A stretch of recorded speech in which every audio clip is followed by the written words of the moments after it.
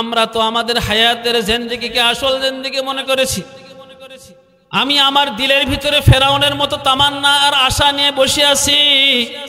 ফেরাউন যেমন নিজেকে খোদা বলে দাবি করছে আর মনে করছে আমি হলাম ক্ষমতাধারী লোক, আমি এই হায়াতের জিন্দেগিতে চিরস্থায়ী থাকতে চাই, থাকতে পারছি নাকি? আওয়াজ দিয়ে বলেন। পারে নাই, পারে নাই, পারে নাই। ফেরাউনের এক লস্কর যখন ফেরাউনকে খবর দিল, ও আমাদের নেতা, আমাদের অদূর ভবিষ্যতে এই দেশের মধ্যে একজন সন্তান জন্মগ্রহণ করবে, যে সন্তানের নাম হবে মূসা, আর যিনি হবেন নবী। ওই সন্তান দুনিয়াতে আসার পরে, নবী হওয়ার পরে আপনার মসনদকে ভেঙ্গে চুরমার করে দিবে, আপনাকে ধ্বংস করে দিবে। ফেরাউন যখন এই কথাটা শুনছে, মনে মনে চিন্তা করছে, না আমি তো এটা হতে দিব না, তাহলে কি করব? আমার পাওয়ার আছে, আমার ক্ষমতা আছে, আমার শক্তি আছে, আমার বল আছে। কথা বলেন ঠিক কিনা? পাওয়ারের খেলা বহুত বড় খেলা। দুনিয়ার নজরে মনে হয় যারা পাওয়ারে থাকে দুনিয়ার সব কিছু সহজে অর্জন করতে পারে। আমরা যারা অসহায় আছে তারা মনে করে, হায় রে ভাই, মাথার তেলের কি দাম, মাথায় তেল আছে বলে সব কিছু সহজে হয়ে যায়।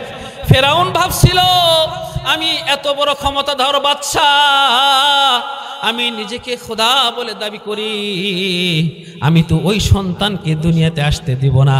তাহলে কি করা যায়? বৈঠক ডাকছে, পরামর্শ ডাকছে। পরামর্শের মধ্যে ফাইসালা করছে যে, এই শোনো, আমার যতগুলো এরিয়া আছে, আমার যতগুলো এলাকা আছে, সমস্ত মহল্লার মধ্যে আমার সৈনিক সেট করে দাও। যে মহল্লার মধ্যে শিশু সন্তান জন্মগ্রহণ লাভ করবে, আর যে সন্তানটা পুরুষ সন্তান হবে, দুনিয়াতে আসতে দেরি, তাকে হত্যা করতে তোমরা দেরি করবে না। এরকম পরিকল্পনা করেছিল কি করেনি? আওয়াজ দিয়ে বলেন। কেন করেছিল? ফেরাউন চিন্তা করছে, আমি চিরস্থায়ী থাকব, আমার মসনদকে কেউ ভাঙবে না, আমি সহ্য করতে পারবো না। অতএব এটার জন্য যেটা করা দরকার সেটা হইল, দুনিয়াতে কোনো শিশু সন্তান যখন জন্মগ্রহণ করবে, ওই সন্তানটা যদি পুরুষ হয়ে জন্মগ্রহণ করে, তাহলে দুনিয়াতে আসতে দেরি, তাকে শেষ করতে দেরি হবে না। তাহলে আর ভবিষ্যতে কোনো পুরুষ মানুষ আমার সমাজের মধ্যে থাকবে না, আর আমার ক্ষমতা ভাঙ্গার আর মসনদ ভাঙ্গার কোনো চিন্তাও হবে না। এরকম চিন্তা ফেরাউন করছে কি করেনি? আওয়াজ দিয়ে বলেন। পরামর্শ করছে, পরামর্শ করে ফাইসালা হয়ে গেছে। মহল্লায় মহল্লায় সৈনিকদেরকে পাঠাই দিয়েছে। কিছুদিন পরে ফেরাউনের আশেপাশে যারা থাকে তারা ফেরাউনের সঙ্গে পরামর্শের মধ্যে বলছে, বলে, বাদশা মহোদয়, এইভাবে যদি আমরা সমস্ত পুরুষ সন্তানদেরকে হত্যা করে দেই, তাহলে ভবিষ্যতে আমাদের রাষ্ট্রকে পরিচালনা করবে। কথা বলেন ঠিক কিনা? কেন রাষ্ট্র পরিচালনা করার জন্য পুরুষ মানুষ দরকার? কেন কেন পুরুষ মানুষের যে আকল আছে, অন্য জাতির ওই আকলটা নাই। কথা বললে চাকরি থাকবে না। কথা বলেন ঠিক কিনা? পুরুষ মানুষ দরকার, আমাদের পুরুষ মানুষ দরকার। কি করা যায়? পরামর্শ দাও। বলে, বাদশা মহোদয়, একটা সুরত করা যায় কিনা একটু দেখেন। বলে, কি সুরত? বলে, 1 বছর আমরা সন্তান মারা বন্ধ করে দিব, পরে বছর আবার আমরা সন্তান মারবো, তারপরে বছর আবার বন্ধ করে দিব। অর্থাৎ 1 বছর হত্যা বন্ধ থাকবে, আর 1 বছর হত্যা জারি থাকবে। আমরা এর মধ্যে যদিও বুঝতে পারি, কেউ যদি ওই লোক যদি দুনিয়াতে আসে, আমরা তাকে হত্যা করলাম, আমরা তাকে শেষ করে দিব।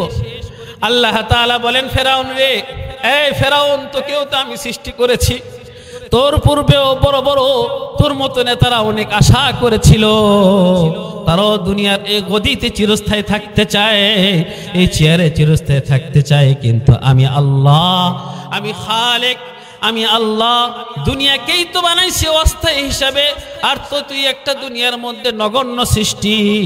মানুষকে আমি সবচেয়ে দুর্বল প্রাণী হিসাবে বানাইছি। এই ক্ষণস্থায়ী জিন্দেগি চিরস্থায়ী যারা নিয়ত করবে, দুনিয়ার প্রথমে যারা নিয়ত করছে তারাও থাকতে পারেনি। এই ফেরাউন, তুমিও থাকবে না। কিয়ামত পর্যন্ত আনেওয়ালা যত বান্দারা আছে, তারাও যদি নিয়ত করে, তারাও চিরস্থায়ী ভাবে এই দুনিয়ার জিন্দেগিতে থাকতে পারবে না। কথা বলেন ঠিক কিনা? পরামর্শ হইল, ফাইসালা হয়েছে, ঠিক আছে, 1 বছর সন্তানদেরকে হত্যা করা হবে, আর 1 বছর সন্তানদেরকে কি করা হবে না? হত্যা করা হবে না। হযরতে মূসা আলাইহিস সালাতু ওয়াস সালামের জন্মের পূর্বে হযরতে হারুন আলাইহিস সালাতু ওয়াস সালাম দুনিয়াতে আসছে। আল্লাহ তাআলা দেখেন, আল্লাহ তাআলা কি খেলা। আমাদের বান্দাদের যেখানে যুক্তি বুদ্ধি সবকিছু শেষ হয়ে যায়, মালিকের খেলা থেকে কিন্তু শুরু হয়। কথা বলেন ঠিক কিনা? হযরত হারুন আলাইহিস সালাতু ওয়াস সালামকে আল্লাহ তাআলা দুনিয়াতে পাঠাইলেন। কোন সময় পাঠাইছেন? যে বছর হত্যা বন্ধ ছিল সেই বছর আল্লাহ তাআলা হযরত হারুন আলাইহিস সালাতু ওয়াস সালামকে পাঠাইছেন। জোরে বলেন সুবহানাল্লাহ। আল্লাহ তাআলা হিকমত দেখেন, যেহেতু আল্লাহ তাআলা হারুনকে নবুয়ত দান করবেন আর ওদের টার্গেট হইলে মূসা, তাহলে হারুন আলাইহিস সালাতু ওয়াস সালামকে যেই বছর আল্লাহ তাআলা দুনিয়াতে পাঠাইছেন সেই বছর হত্যার নির্দেশ ছিল না, অতএব হারুনকে হত্যা করা হয়নি। আর পরের বছর, যে বছর সন্তান জন্মগ্রহণ করার সঙ্গে সঙ্গে হত্যা করার নির্দেশ আছে, আল্লাহ তাআলা বললেন, এই ফেরাউন, তুমি যতই ষড়যন্ত্র করো না কেন, আমি মূসা নবীকে ঠিক সে মুহূর্তে পাঠাবো, দেখি আমি আল্লাহ কি পারি আর তুমি ফেরাউন কি ঠেকাইতে পারো। কথা বলেন ঠিক কিনা? আমার আপনার দিলের ভিতরে ফেরাউনের মনোভাব চলে আসছে, আমার আপনার প্রত্যেকের দিলের ভিতরে কারণের মনোভাব আছে, আমার আপনার দিলের ভিতরে প্রত্যেকের যে সমস্ত কামনা বাসনাগুলা ছিল সবগুলা আমার আপনার দিলের ভিতরে বসবাস করতেছে। ফেরাউন যেমন চেয়েছিল তার মসনদকে চিরস্থায়ী রাখা, ফেরাউন যেমন চেয়েছিল তার যে ক্ষমতা আছে সেটাকে চিরস্থায়ী রাখার, আল্লাহ তাআলা বলেন, ফেরাউন তুমি যেটা চাবা সেটা হবে না, আমি আল্লাহ যেটা চাবো সেটাই হবে। আওয়াজ দিয়ে বলেন ঠিক কিনা? হযরতে মূসা আলাইহিস সালাতু ওয়াস সালাম যখন মায়ের গর্ভে চলে আসছেন, মূসার মা খুব চিন্তিত হয়ে গেল যে হায়, মূসা যে সময় জন্মগ্রহণ করবে ঠিক তো সে বছর হত্যার কি আদেশ দেওয়া আছে, না জানি কি হয়, না জানি কি হয়। আল্লাহ তাআলা হযরতে মূসার মাকে সাহস দিলেন, ফাআউহাইনা ইলা উম্মি মূসা আন আরজিই ফাইজা খিফতি আলাইহি ফাআলকিহি ফিল ইয়াম ওয়ালা তাখাফি ওয়ালা তাহজানি ওয়ালা তাখাফি ওয়ালা তাহজানি। এই মূসার মা, তুমি চিন্তা করো না, আমি মূসাকে দুনিয়াতে পাঠাবো ঠিক সে মুহূর্তে যে মুহূর্তে পুরুষ সন্তান দুনিয়াতে আসে না, কিন্তু আমি আল্লাহ ওয়াদা করলাম, এই মূসার মা তুমি চিন্তা করো না, তুমি চিন্তা করো না, ওয়ালা তাখাফি ওয়ালা তাহজান, তুমি পেরেশানি হইও না, তুমি ভয় করো না, তুমি চিন্তিত হইও না, আমি আল্লাহ ওয়াদা করলাম, এই মূসার মা তোমার সন্তান তোমার দ্বারাই দুধ পালন করে লালন পালন করে আমি আল্লাহ মূসাকে বড় করাইব। আরো জোরে বলেন না সুবহানাল্লাহ। ঘোষণা কার? কে ঘোষণা দিয়েছেন? ওনার পাওয়ার কত? পুরা পাওয়ারই তো ওনার। কথা বলেন ঠিক কিনা? আমরা যারা বাহাদুরি করি, অর্থের বাহাদুরি করি, আমার কাছে কিছু টাকা পয়সা আছে, মানুষ আমাকে ধনী বলে, কি বলে? ধনী বলে, কিছু দান টান করি, আমার সামনে গরিব মানুষ আমি তাকে হেয় প্রতিপন্ন করি। আল্লাহ তাআলা তার দিক তাকায় থেকে বলে, হারে বান্দারে, তোরে আমি সম্পদ দিলাম, তুই আমার সম্পদ লে আমার নেককার বান্দাদের সামনে যারা গরিব আছে, যে গরিবের ব্যাপারে কি হচ্ছে রাসূলুল্লাহ সাল্লাল্লাহু আলাইহি ওয়াসাল্লাম বলে দিয়েছেন যে ধনী 500 বছর আগে দরিদ্ররা জান্নাতের মধ্যে যাবে। জোরে বলেন সুবহানাল্লাহ। আর সেই তুই ফকিরের সামনে, দরিদ্রদের সামনে তুই অহংকার করস। দেখেন আল্লাহ তাআলা মূসার মাকে ওয়াদা দিলেন। সময় যেহেতু কম, ছোট্ট একটা ঘটনার মাধ্যমে আমি এটাই বুঝাইতে চাইতেছি, আমি আপনি যেটাই মনে করি না কেন যে হায়াতের জিন্দেগি এটা চিরস্থায়ী জিন্দেগি না, না এটা আসল জিন্দেগি না, না এটা মূল জিন্দেগি নয়। মূল জিন্দেগি হইল আমার হায়াতের পরে যে জিন্দেগিটা শুরু হবে সেইটাই হলো আমার আপনার আসল জিন্দেগি। কথা বলেন ঠিক কিনা? মূসার মা এই আয়াত যখন শুনছে শান্ত হয়ে গেছে। জোরে বলেন সুবহানাল্লাহ। মূসা আলাইহিস সালাতু ওয়াস সালাম দুনিয়াতে আসলেন, সন্তান জন্মগ্রহণ করাইলেন, করানোর পর সন্তানকে সুন্দর করে আদর লালন পালন করে দুধ পান করাইলেন। আমার ভয়ে আছে যদি ফেরাউনের লস্কর জানতে পারে যে মূসা একজন পুরুষ সন্তান হয়ে দুনিয়াতে আসছে, তাকে হত্যাও করে ফেলবে। আল্লাহ তাআলা বলে দিলেন যে তুমি ভীত সন্ত্রস্ত হয়ে যাও, তাহলে তোমাকে আমি একটা বুদ্ধি শিখে দিই, সে বুদ্ধি অনুযায়ী কাজ করো, আমি আল্লাহ তাকে হেফাজত করবো। জোরে বলেন সুবহানাল্লাহ। কি বুদ্ধি? ফালকিহি ফিল ইয়াম, তুমি তাকে পানিতে ফেলাই দাও একটা বাক্সের মধ্যে থেকে, তাফসীর কিতাবের মধ্যে আসছে। আর মূসা আলাইহিস সালাতু ওয়াস সালামের মা আরেকজন মহিলাকে সাথে লাগাই দিয়েছে যে তুমি একটু সাথে সাথে থাকো আর দেখো কি হয়। সর্বশেষ কোন পর্যন্ত জিনিসটা ঘুরে যায়, কতদূর পর্যন্ত যায়, জোরে বলেন সুবহানাল্লাহ। হযরতে মূসা আলাইহিস সালাতু ওয়াস সালামের মা সুন্দর করে ছোট বাচ্চাকে বাক্সর মধ্যে ফালাই দিয়া পানিতে ফালাই দিলেন, মালিকের আদেশ। হযরতে মূসা আলাইহিস সালাতু ওয়াস সালাম ছোট বাচ্চা পানির মধ্যে যখন দোলে আর খেলে, আস্তে আস্তে চলে যায়, যাইতে যাইতে যাইতে নদীর মধ্যে যায়।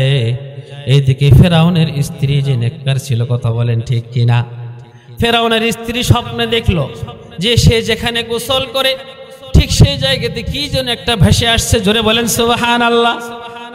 ফেরাউনের বিবি নেককার ছিল।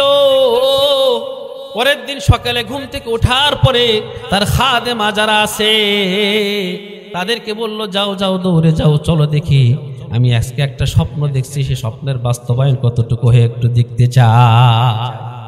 আল্লাহু আকবার। ফেরাউনের স্ত্রী ঘাটে গিয়ে দেখে সত্যি সত্যি একটা বাক্স চলে আসছে, জোরে বলেন সুবহানাল্লাহ। বাক্সটা উঠাইছে, মুখটা খুলছে, দেখে যে ভিতরে একটা ছোট্ট ফুটফুটে বালক সন্তান, জোরে বলেন সুবহানাল্লাহ। ফেরাউনের ঘরে সন্তান ছিল না। ফেরাউন বাহিরে যতই বাহাদুরি করুক, স্ত্রী গর্ভ থেকে সন্তান জন্মগ্রহণ করাইতে পারেনি। একটা দুর্বলতা আছে না নাই? সমাজের মধ্যে যাদের সন্তান নাই তাদের অনেক কষ্ট। দোয়া করে আল্লাহ তাআলা সবাইকে সবর ধারণ আর ধৈর্য ধারণ করার তৌফিক দান করেন। মালিক যদি চায় অবশ্যই হবে। তো ফেরাউনের একটা দুর্বলতা আছে, তার ঘরে কি নাই? সন্তান নাই। এদিকে আসিয়া চিন্তা করছে, এত সুন্দর একটা ফুটফুটে সন্তান হোক না ছেলে সন্তান, যেহেতু আমার ঘরে কোনো সন্তান নাই, আল্লাহ তাআলা আমাকে দিয়েছেন, এটাকে আমি লালন পালন করব। জোরে বলেন সুবহানাল্লাহ, আরো জোরে বলেন না সুবহানাল্লাহ। আসিয়া ওইটাকে উঠাই নিয়ে ফেরাউনের দরবারে চলে আসছে। আসার পরে ফেরাউনের দিকে তাকায় বলে, স্বামী গো, আমাদের ঘরে তো কোনো সন্তান নাই, সন্তান ছাড়া কোল আমি আর কতদিন পর্যন্ত লালন পালন করব?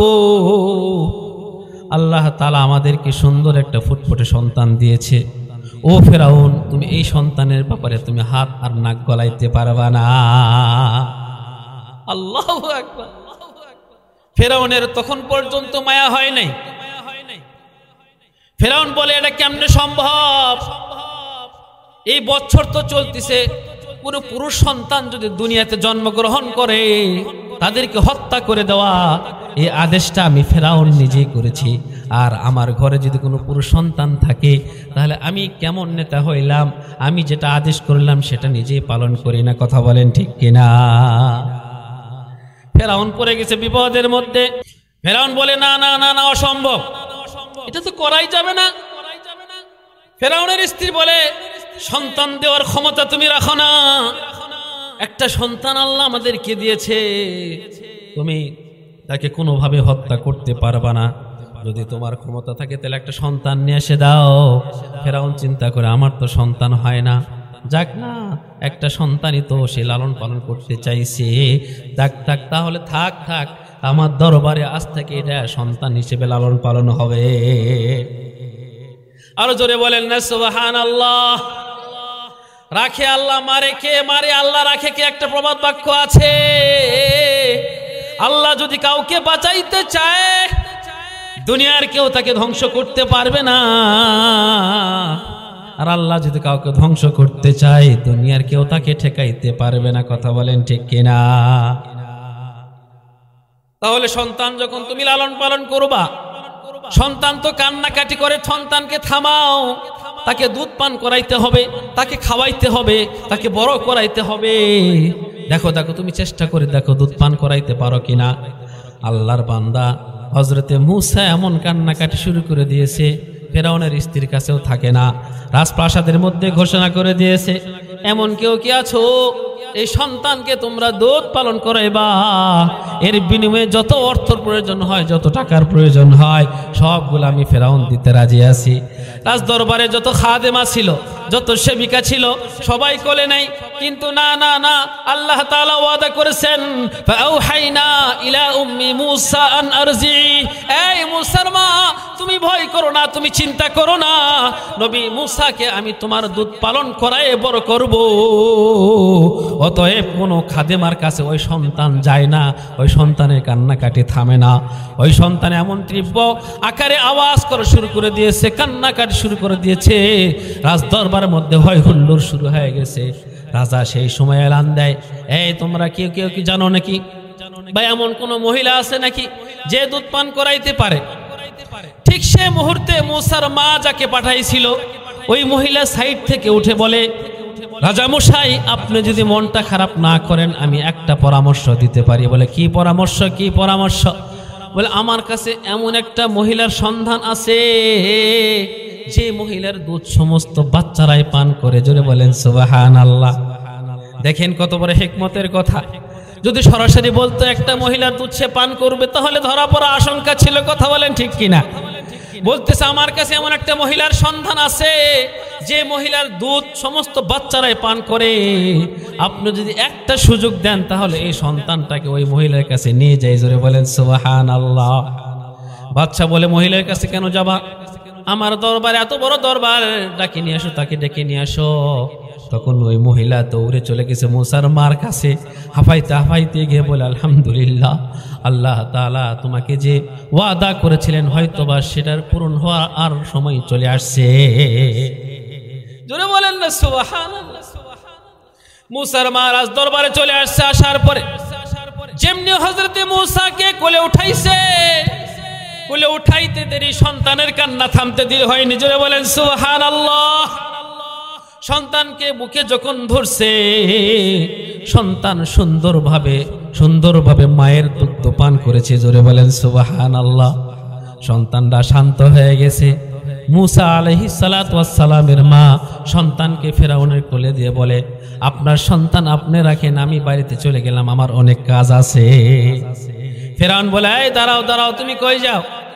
বলে কেন? আমার সংসার আছে, আমার স্বামী আছে, আমার আর অন্যান্য সন্তান আছে, আমার বহুত কাজ, আমি রাজ দরবারে সময় দিতে পারবো না। ফেরাউন বলে কেন তুমি সময় দিবে না? এতক্ষণ পর্যন্ত আমরা এত চেষ্টা করলাম, কারো কাছে গিয়ে এই ছোট্ট বাচ্চা শান্ত হইল না, তোমার কাছে গিয়ে শান্ত হয়েছে। তোমার নিজের দায়িত্ব, তোমার সংসারের দায়িত্ব, তোমার স্বামীর দায়িত্ব, তোমার ঘরের দায়িত্ব আমি ফেরাউন সবগুলা বহন করব। সবাই কিনে তুমি আমার দরবারে আজ থেকে তুমি থাকা শুরু করে দেবা। জোরে বলেন সুবহানাল্লাহ। এরপরে লম্বা ওয়াকিয়ার ঘটনা আছে, আমি সেই দিকে যাব না। হযরতে মূসা আলাইহিস সালাতু ওয়াস সালাম ফেরাউনের রাজ দরবারে বড় হয়েছে। কথা বলেন ঠিক কিনা? অথচ যে ফেরাউন যে আশঙ্কায়, যে সম্ভাবনায় দুনিয়ার কত মানুষকে হত্যা করে ফেলছে যাতে করে কোনো পুরুষ সন্তান দুনিয়াতে না আসে। কেন? একটাই চিন্তা, ফেরাউনের একটাই চিন্তা, এই যে গদিতে আমি আছি সেই গদিটা আমি চিরস্থায়ী ধরে রাখতে চাই। এই হায়াতের জিন্দেগি যেটা, আরামায়েশের জিন্দেগি যেটা, সেটাকে আমি চিরস্থায়ী ধরে রাখতে চাই। কিন্তু আল্লাহ তাআলা বলেন, এই ফেরাউন তুমি যতই চিরস্থায়ী চিন্তা করো না কেন, আমি এই দুনিয়াটা বানাইছি ক্ষণস্থায়ী হিসেবে। তুমি যতই চিরস্থায়ী চিন্তা করো, তুমি চিরস্থায়ী চিন্তা করলেও তোমার স্বপ্ন কোনো দিন পূরণ হবে না। সে ফেরাউন আস্তে আস্তে রাজ দরবারে, ফেরাউনের দরবারে হযরতে মূসা আলাইহিস সালাতু ওয়াস সালাম বড় হইছে। মাঝখানে আরো অনেক সুন্দর সুন্দর ওয়াকিয়া আছে, আমি ওই দিক যাব না। মূসা আলাইহিস সালাতু ওয়াস সালাম একটা কারণে ফেরাউনের রাজপ্রাসাদ ছেড়ে দামেস্কে চলে গেছে। ওখান থেকে আল্লাহ তাআলা যখন নবুয়ত দান করছে আবার আসছে। এইভাবে নবুয়তের দাওয়াত যখন পৌঁছাইছে, মূসা আলাইহিস সালাতু ওয়াস সালামের দুশমন ফেরাউন সবসময় ফেরাউন মূসাকে ধ্বংস করার চেষ্টা করেছে। আল্লাহ তাআলা ওই মূসার মাধ্যমে ফেরাউনের মসনদকে শেষ করে দিয়েছে। কথা বলেন ঠিক কিনা?